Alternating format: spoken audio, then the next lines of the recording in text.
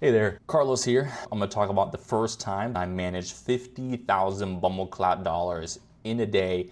The NDA has expired. I'll discuss what I did right, what I did wrong. I'm not one of those YouTube guys that's just gonna tell you that I'm perfect and flawless. The reality is, a lot of times you mess up, and lessons are learned not just at the top, but at the bottom as well. At the bottom, I'll share insights as a media buyer, agency owner. Let's get into it. This was a documentary called The Game Changers.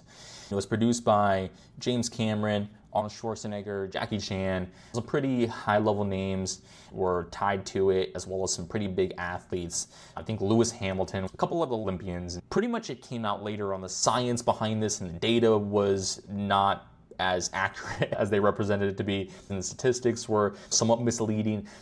There was a little bit of a political agenda and bias of trying to get people to go vegan. Arguably, climate activists were behind it. This all came out later on. If you went vegan because of this documentary, I am sorry. Had I known the science behind it was not accurate, I probably wouldn't have taken them on as a client. You live and learn. These guys came to me. They already had an agency contracted. I don't want to say the agency's name, but they were running a lot of billboard ads, organic social, and doing some video production and videography. They were doing a number of things in association with the documentary apart from media buying, which is what they came to me for. I was subcontracted underneath another marketing agency. They were great at a lot of these things, and the creative was phenomenal, but their media buying was not great. This was going to be a heavy media buying frenzy to push this because it was a global premiere, and that was what they were mainly trying to push. So there's essentially two different objectives they came to me with. One was to drive ticket sales for the global premiere. Number two, after the premiere went live, they were going to sell this on Apple TV. I'm mainly going to talk about objective number one. It's a little bit more fun. This is where things were moving very fast, ad spend was high, and it was a little bit more adventurous than trying to drive sales for Apple TV. After Apple TV went to Netflix, and that was essentially just some brand awareness about going live on Netflix. There was a little bit of an ad budget there, but the bulk of the ad budget was associated with driving ticket sales. And because we're so aggressive and heavy on that front end, driving ticket sales, pretty much everything after that, selling on Apple TV, going live on Netflix, became that much easier because we had already done quite a bit of that promotion on driving ticket sales. Pretty much everything else was pretty easy. So the campaign setup was this. We were driving traffic from Meta, Google, and YouTube. These all went to one singular landing page.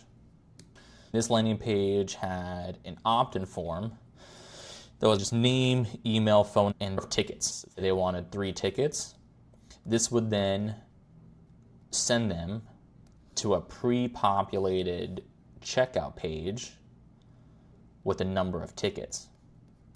This was on a platform called Fathom. I don't know if you remember Fathom back in the day. I don't even know if they're still around. So this would pull in name, email, phone number into that checkout page using sticky contacts, and then it would pre-populate the number of tickets in their checkout cart. So all they really had to do was punch in their credit card info, billing address, and then check out. And this would send them to the thank you page and give them a QR code. Right, so then they would have that QR code and they could go to the theater. But this is our landing page. Mistake number one that we did is that we didn't track actual ticket sales. We didn't track ticket sales. We only tracked leads.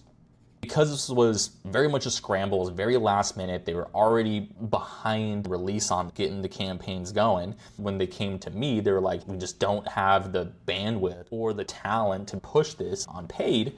All of our efforts have gone to OTT, organic social, and videography. Said we have this set up through Fathom, ticket sales. I was like, cool, sounds good. The downside is that we weren't tracking actual ticket sales or revenue, only leads.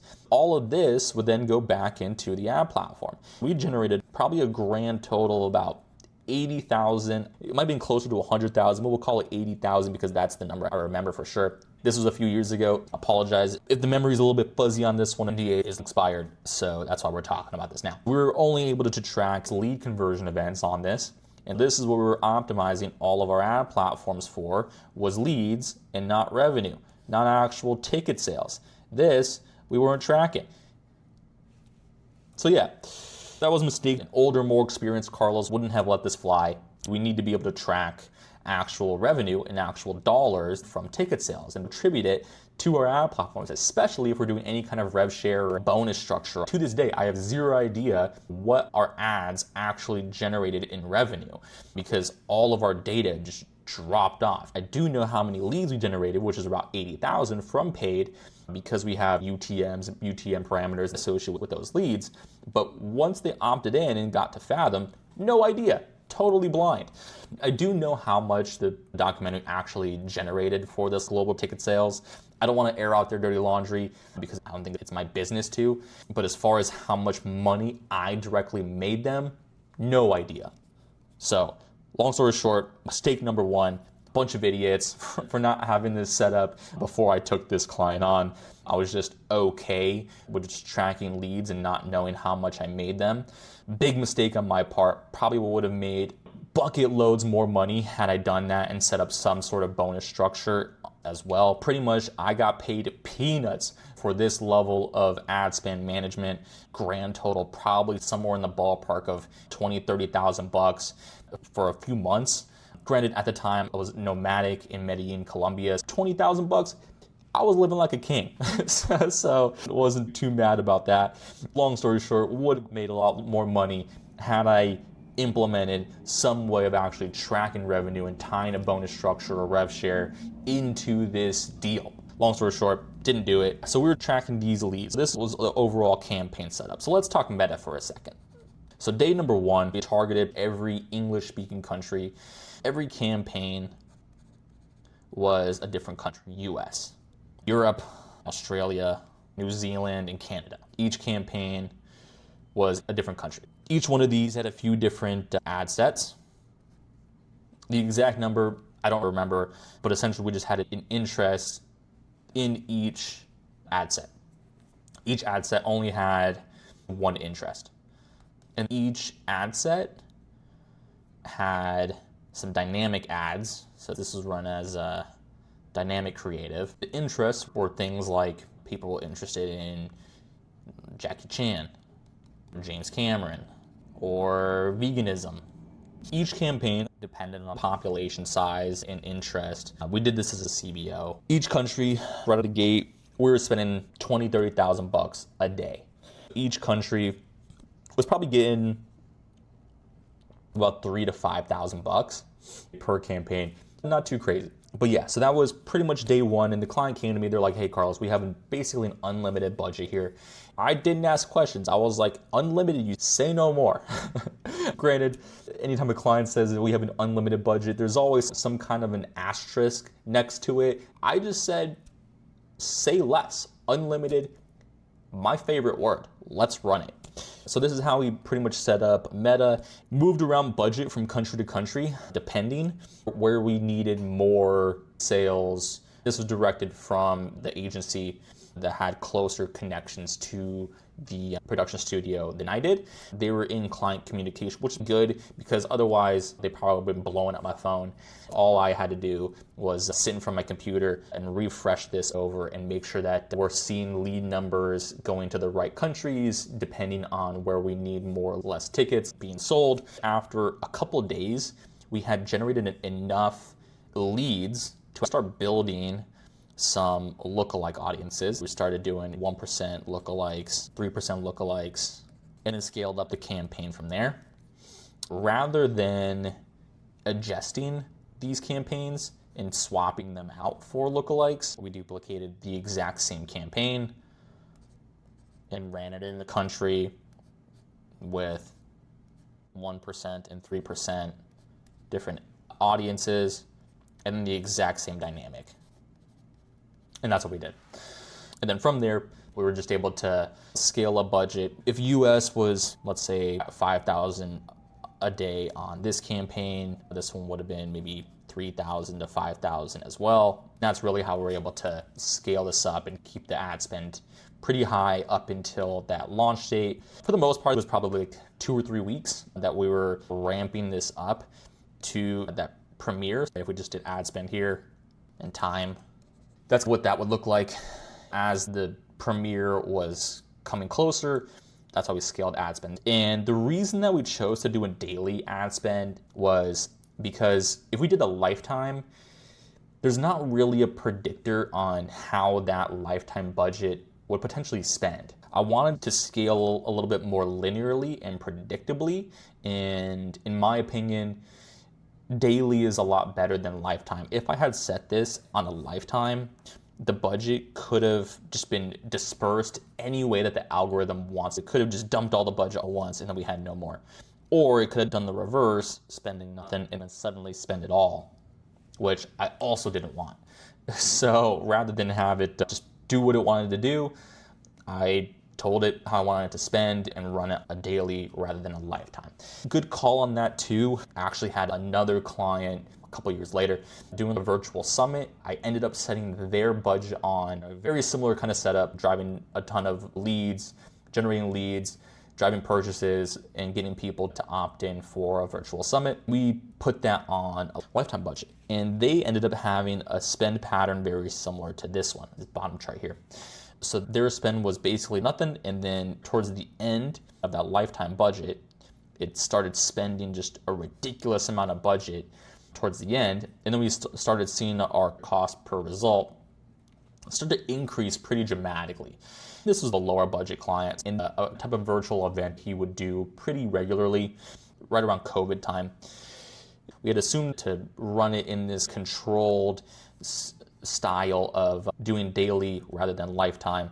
I'm just not a big believer in lifetime budgets. If you think differently, let me know in the comments. If you have better experiences with lifetime budgets, let me know. I don't, which is why I generally don't do them. If you're running some kind of Black Friday sale or something, maybe. But again, I think you'd have a lot better results by running a daily than running a lifetime. Long story short, this is our meta strategy, our meta setup. So let's talk about Google. So Google was essentially two different strategies. That's one strategy. It was essentially two different campaign types, YouTube and inbound. YouTube was number one.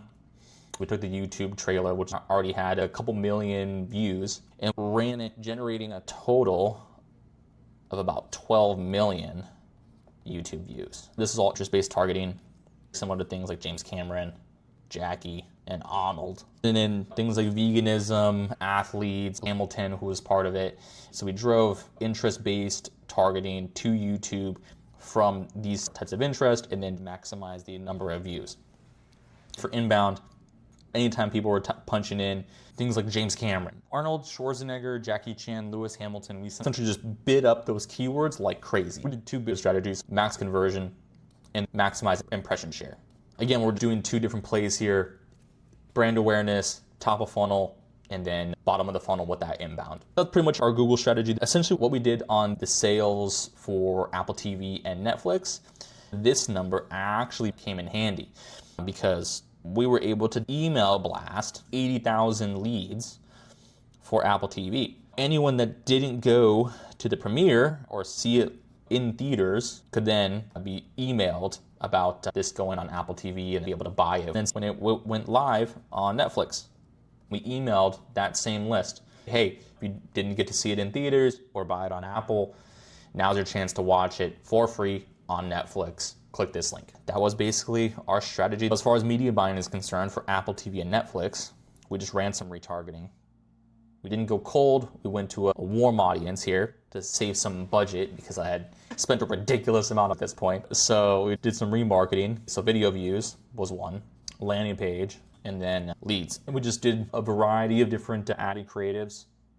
Ran some of the same type of ad creatives that had a lot of impressions, comments, and shares. So you get some social proof. We essentially chained those using the ad ID into the retargeting to serve those ads up again, as well as introducing some static ads. A little bit of a mixed shake up there and a little bit of variety. Didn't want to run the exact same ads that we had been running. And that worked really well along with the email blast to that 80,000 lead list that I had generated. And that's how we were able to promote this on Apple TV and Netflix as well. Again, if you watch the documentary, if you loved it, if you hated it, I didn't produce it. It's funny because it seems like a lot of these diets become popular, they become trendy and not so trendy. Everyone seemed to be doing it at the time. A lot of people are still doing it. Some lessons to be learned here. Please, for the love of God, Find a way to track offline conversions. It will change the game. It will change the way that you market and run your business. If there's any one thing to do, it is that. As far as strategies are concerned, feel free to take any strategies. Some of these are probably somewhat outdated, but can probably still apply. Feel free to take any of these strategies. I probably would run things a little bit different if it was 2025 versus then. Same thing with the daily budget versus lifetime budget. If you have any questions or comments on daily versus lifetime, let me know. Sound off in comments, and see you next time.